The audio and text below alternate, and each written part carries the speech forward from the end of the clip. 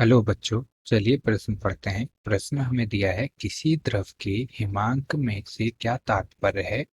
एक विलायक में अवाष्पशील विलेय को घोलने पर उसके हिमांक में अवनमन क्यों हो जाता है। तो आइए प्रश्न की मुख्य अवधारणा समझते हैं। मुख्य अवधारणा,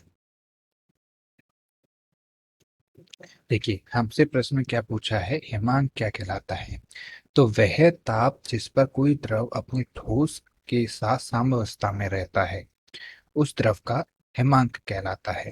हिमांक को क्या बोलते हैं हम, फ्रीजिंग पॉइंट। अर्थात हम दूसरी भाषा में बोलें, हम यूं बोलें कि वह ताप जिस पर कोई द्रव क्या है, जमने लगता है, अर्थात ठोस में परिवर्तित होने लगता है, वह ताप हमारा क्या कहलाता है, हिमांक कहलाता है। हिमांक को हम क्या बोलते हैं, फ्रीजिंग पॉइंट।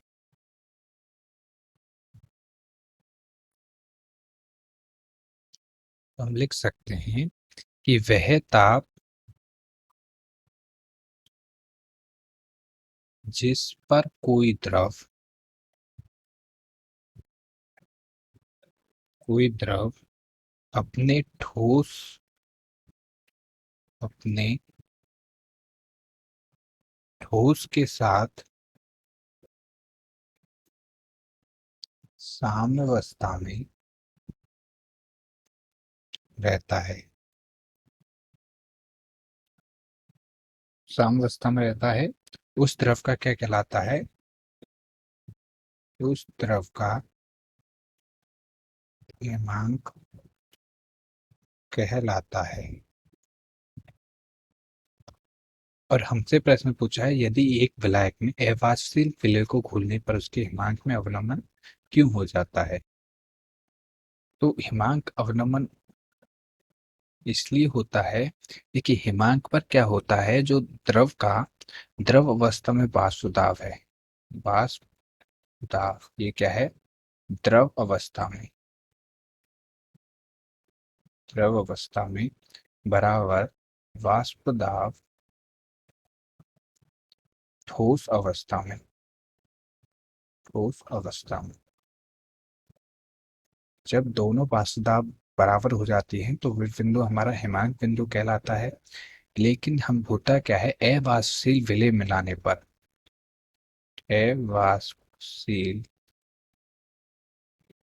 विलेय मिलाने पर वाष्प दाब में क्या होती है, वाष्प दाब में कमी होती है। कमी होने के